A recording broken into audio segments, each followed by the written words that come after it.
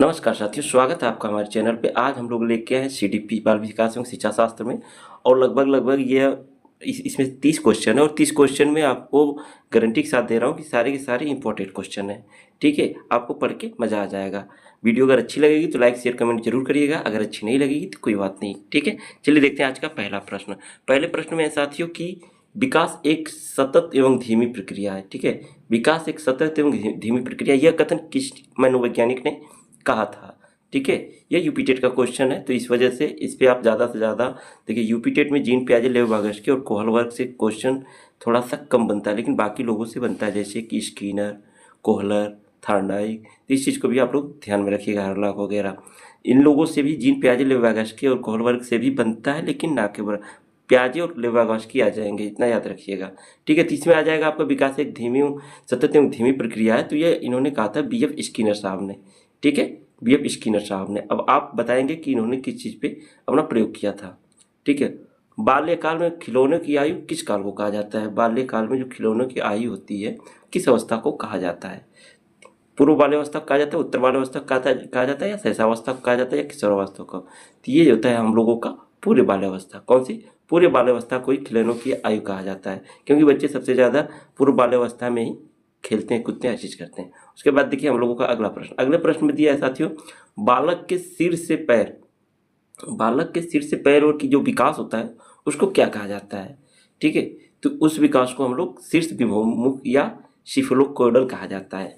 कारण होता है कि ये सिर से पैर की होता है, और ये वाला जो है समीप से दूरा विमुख, ये वाले में होता है कि केंद्र से बाहर की तरफ होता है। ठीक है, इस चीज़ में 2 क्वेश्चन आपका यहाँ पे तैयार हो जाएगा। अगला प्रश्न है कि स्टेनले हाल ने किस अवस्था को तूफान एवं तनाव की, मतलब स्ट्रेस एंड स्टॉर्म की अवस्था कहा था। तो सबसे बड़ी चीज़ है कि स्टेनले हाल ने अपना पूरा का पूरा खोज ही किशोरावस्था पर किया था, तो इसीलिए तनाव और तूफान की अवस्था किशोरावस्था को स्टेनले हाल ने कहा था। ठीक है, अगला प्रश्न है पियाजे के अनुसार वस्तु स्थायित्व जो होता है वो गुण किस अवस्था में विकसित होता है। ठीक है, वो गुण किस अवस्था में विकसित होता है, वस्तु अस्तित्व वाला। तो इसमें क्या होता है कि बाल्यावस्था में जो बच्चे होते हैं ना, उसको अगर कोई चीज़ें ले करके फिक्स कर देते हैं, वस्तु मतलब दिमाग में उसकी चीज़ सेट हो जाए। जैसे नहीं होता, हाथों में कोई चीज़ लेके फेंक दिया जाता है कि लो कान कौवा लेके उड़ गया, तो वो लोग उसके दिमाग में रहेगा कान लेके कौवा गया। और जैसे माँ छुप जाती हैं तो ढूंढने नहीं लगते हैं, वही चीज़ ये हालत है। तो ये होता है आपका संवेदी गामक अवस्था में। किसमें? संवेदी गामक अवस्था में। ठीक है, पहले वाले में सेंसरी मोटर स्टेज जिसे कहते हैं। वस्तु स्थायित्व तो किस में आएगा? संवेदी गामक अवस्था में। उसके बाद जेडपीडी का मतलब है कि समन्वित विकास क्षेत्र। इसका जो होता है सिद्धांत किसने दिया था, सीधी सीधी चीज़ आपको ये बताना है। तो ये लेव-वागस्की ने दिया था। ठीक है, जेडपीडी का सिद्धांत आपका लेव-वागस्की ने दिया था। लॉरेंस कोहलबर्ग आपका नैतिकता से आ जाएंगे। ठीक है, उसके बाद हमारा अगला प्रश्न है कि बच्चों में सीखने की क्षमता जन्मजात होती है। अच्छी क्वेश्चन है, ये हिंदी में अक्सर पूछता है कि बच्चों में सीखने की जो क्षमता होती है वो जन्मजात होती है। भाषा अर्जन करने की जो क्षमता होती है, ये विचार किसने दिया था। तो नाम चमस्की, ये हिंदी का क्वेश्चन है, हिंदी में अक्सर ये देखने को मिल जाता है चमस्की का। ठीक है, जो अगर जन्मजात या अर्जन पूछ दे तो आप चमस्की को मार दीजिएगा हिंदी में आंख बंद करके। फिर यहाँ पे है कि लॉरेंस कोहलबर्ग ने नैतिक विकास के सिद्धांत कितने स्तर पे दिए थे। ठीक है, नैतिक विकास का सिद्धांत कितने स्तर पे दिए थे। तो ये 3 स्तर और 6 अवस्थाएं थी। नैतिक विकास कितने थे? तो 3 स्तर और 6 अवस्थाएं थी। प्रयास एवं त्रुटि का सिद्धांत, प्रयास और त्रुटि का सिद्धांत किसने दिया था, ये पूछ रखा है। तो आप लोग बताइए, प्रयास एवं त्रुटि का सिद्धांत किसने दिया था? थॉर्नडाइक ने दिया था। साथियों, प्रयास एवं त्रुटि का सिद्धांत किसने दिया था? तो थॉर्नडाइक ने दिया था। चलिए अगला प्रश्न देखते हैं। अगले प्रश्न में दिया कि क्रिया प्रसूत का सिद्धांत किसने दिया था। क्रिया प्रसूत अनुबंधन का सिद्धांत किसने दिया? तो सीधे सीधे है कि आपका बी एफ स्किनर ने दिया था। किसने दिया था? बी एफ स्किनर ने, याद रखिएगा। क्रिया प्रसूत अनुबंधन बी एफ स्किनर। आपका ऊपर जो है प्रयास एवं त्रुटि का सिद्धांत थॉर्नडाइक। ठीक है, सूच का सिद्धांत अगर पूछ दे पॉलो। ठीक है, सूच का सिद्धांत या अंतर्दृष्टि का सिद्धांत कोहलर है। ठीक है, आ भी गया। अंतर्दृष्टि एवं सूच का सिद्धांत कोहलर ने दिया था। देखिए, और अपने प्रयोग में किस चिंपांजी का उपयोग किया था? तो ये सुल्तान था। चिंपांजी का नाम क्या था? सुल्तान था। इस बात को याद रखिएगा कि देखिए 3 क्वेश्चन आपको लगभग पूछने की ज़्यादा संभावना रहती है कि अंतर्दृष्टि एवं सूच का सिद्धांत किसने दिया? कोहलर ने। प्रयास एवं त्रुटि थॉर्नडाइक ने। ठीक है। इससे पीछे एक जो ये था आपका क्रिया प्रसूत अनुबंधन, ये BF स्किनर ने। इन तीनों लोगों को आपको पढ़ना है, इसमें से क्वेश्चन आपको देखने को 100% मिलेगा। ठीक, उसके बाद है सामाजिक अधिगम सिद्धांत। ठीक है, सामाजिक अधिगम सिद्धांत किसने दिया? जिन्होंने बेबी डॉल का प्रयोग किया था। ठीक है, इस चीज़ को पूछ रखा है। तो वो थे अल्बर्ट बंडूरा। सीधी सीधी चीज़ है कि अल्बर्ट बंडूरा जी ने ही बेबी डॉल का प्रयोग किया था और सामाजिक अधिगम सिद्धांत भी इन्होंने ही दिया था। ठीक, उसके बाद हमारा अगला प्रश्न है कि बुद्धि का द्विकारक सिद्धांत किसने दिया था? बुद्धि का द्विकारक सिद्धांत किसने दिया था? तो वो थे आपके चार्ल्स स्पीयरमैन। हावर्ड गार्डनर जो थे वो बहुबुद्धि का सिद्धांत दिए थे। ठीक है, चार्ल्स स्पीयरमैन जो थे वो बुद्धि का द्विकारक सिद्धांत दिए थे। ठीक, उसके बाद हमारा अगला प्रश्न बनता है कि बुद्धि लाब्धी। ठीक है, बुद्धि लाब्धी जो IQ का प्रसिद्ध सूत्र है MA/CA/100, ये किसने दिया था? ये पूछ रखा है। तो देखिए यहाँ दो चीज़ होता है कि बुद्धि लाब्धी अगर पूछ दे सीधे सीधे कि 1916 में बुद्धि लाब्धी किसने दिया था, तो यहाँ पे आपको सीधे स्टर्न को लगाना है। लेकिन अगर पूछ दे कि मापन, अलग से पूछे मापन का प्रसिद्ध सूत्र किसने दिया जो इंटू 100 किया था, तो ये टर्मन आ जाएंगे यहाँ पे। ठीक है, इस चीज़ को आप ध्यान में रखिएगा। बिल्कुल, यहाँ पे आपको इस चीज़ को कि अगर मापन पूछ दे तो टर्मन, अगर मापन नहीं पूछ रहा है, सिर्फ बुद्धि लाब्धी पूछ रहा है और उसमें 100 नहीं लिखा है तो स्टर्न रहेगा। ठीक है, तो इसका आंसर आपका टर्मन हो जाएगा क्योंकि यहाँ पे 100 लिखा है।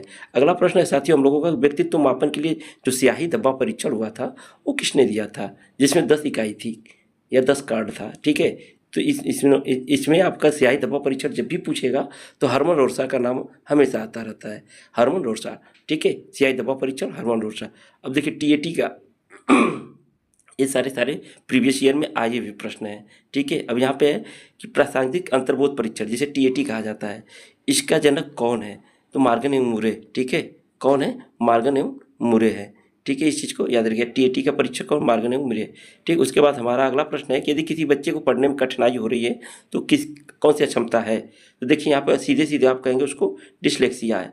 पढ़ने में डिसलेक्सिया, लिखने में डिस्ग्राफिया, उसके बाद है गणित में डिसकैलकुलिया। ठीक है, इस चीज़ को आप याद रखिएगा। उसके बाद है ADHD, attention deficit hyper activity disorder. मतलब सीधे सीधे है कि ADHD का मतलब क्या होता है? तो इसका मतलब होता है कि ध्यान केंद्रित करने में अत्यधिक कठिनाई होती है। ADHD का मतलब सीधे सीधे क्या? ध्यान केंद्रित करने में कठिनाई होती है।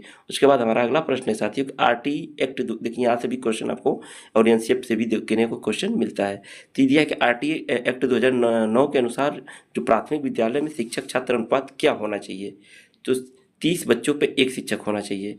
सीधी सीधी बात है, 30 बच्चों पे एक शिक्षक होना चाहिए। जूनियर में 35। ठीक है, सूक्ष्म शिक्षण का सबसे पहले प्रयोग किस विश्वविद्यालय में किनके द्वारा? देखिए क्या दिया है, किनके द्वारा हुआ था? ड्वाइन एलन के द्वारा दिया गया था। कौन सा विश्वविद्यालय था? तो ये स्टैनफोर्ड जो विश्वविद्यालय है, यहीं पे सबसे पहले सूक्ष्म शिक्षण का दिया गया था, प्रयोग किया गया था। राष्ट्रीय पाठ्यचर्या की रूपरेखा एनसीएफ का मुख्य सूत्र क्या है? तो एनसीएफ जहाँ कहीं भी दिए और उसमें करके सीखना आ जाए तो आप आँख बंद करके कर लीजिएगा। देखिए इसमें सबसे बड़ी चीज़ है ना, शिक्षा बिना बोझ के, समावेशी शिक्षा और बहुभाषी शिक्षा, ये सारा का सारा ही सही हो जाएगा। लेकिन मुख्य सूत्र इसमें यह था कि करके सीखना। ठीक है, अगर ये यूपी टेट CTET होता और ऑप्शन में दिया रहता तो करके सीखना ही होता, और अगर 1 2 या 2 3 ऐसे करके होता तो बिना बोझ के शिक्षा और करके सीखना, समावेशी शिक्षा और बहुभाषी शिक्षा। बहुभाषी तो नहीं मतलब सीखने के लिए हो जाता, लेकिन बाकी सब सही हो जाता। लेकिन इंपॉर्टेंट रूप में पूछा है कि सबसे मुख्य सूत्र क्या है, तो करके सीखना है। देखिए राष्ट्रीय शिक्षा नीति 2020 के बारे में यहाँ पर पूछ रखा है कि 10+2 का शिक्षा प्रणाली क्या है? तो देखिए इसमें बी विकल्प डबल बना दिया है। ठीक है, तो बी विकल्प डबल बन गया है, तो इस वजह से इसका 53-34 हमेशा आप याद रखिएगा। अगर जब भी पूछे कि पुरानी 10+2 शिक्षा प्रणाली क्या है जो नए ढांचे में बदल गया है, तो आप 53-34 हमेशा याद रखिएगा। ठीक, उसके बाद देखिए अभिप्रेरणा, मांग और आवश्यकता, इस चीज़ को हमेशा याद रखिएगा। मांग और आवश्यकता मैस्लो ने किया था। किसने? अब्राहम मैस्लो ने। मांग और आवश्यकता की जो थ्योरी या सिद्धांत था, 5 स्तर बताए गए थे, ये आपके अब्राहम मैस्लो का था। अब कैसे था? आपको ऐसे करके सिस्टम देखिए ये दे रखा है ना, ऐसे करके हर चीज़ हर स्टेज पे अलग अलग आपको डिमांड थी। ठीक, उसके बाद है कि जब पूर्व में सीखा गया ज्ञान, पुरानी आदत या कोई भाषा हो, कार्य करने या सीखने में जब बाधा डालती हो, जब बाधा डालेगी तो ये ऋणात्मक रहेगा।